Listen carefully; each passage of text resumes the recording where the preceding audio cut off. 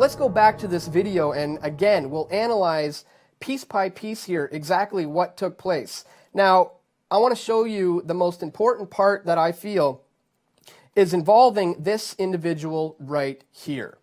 This is a police officer from Oregon, and just watch. Now, what I want to point out to you here is incredibly important to understand.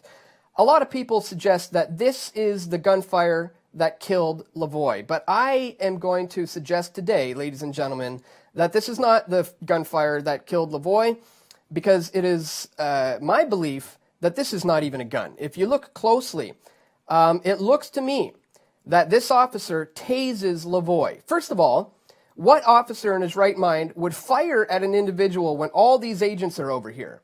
Okay, we have Lavoy Finicum in line with agents here, here, here, here. We have agents completely in the line of fire. No police officer would ever fire at a subject with all of these police officers and agents directly behind him. Now, if you look at the moment of firing, let's let it play. Lavoy falls down in a being tased manner, and watch his right arm here. This police officer immediately places his hand on his gun. His right hand is on his gun. Let's continue to let it play. His right hand is still on its gun. Let's continue to let it play. He's still holding the gun. He now looks down at the taser.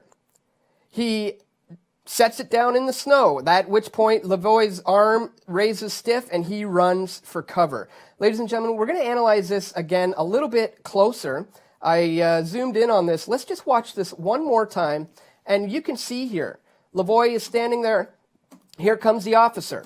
He is pointing what I believe to be not a gun, but a taser directly at him. Remember, the other agents are directly in firing line.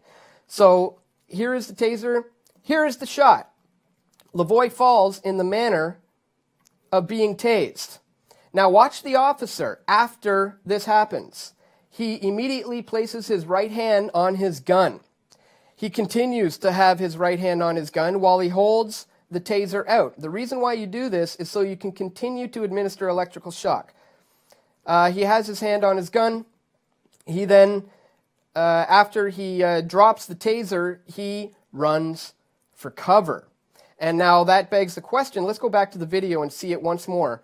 Let's pull it back a little bit to the point where this officer does that. He puts it down and then he runs for cover because he is in the direct firing line. He is in line of these agents right here. Now, if this is the case, this has incredible implications. We know that this is Oregon's police officer because of his uniform. He's not dressed the same way as the federal agents are. And with a quick Google search, we can tell that these police are indeed armed with tasers.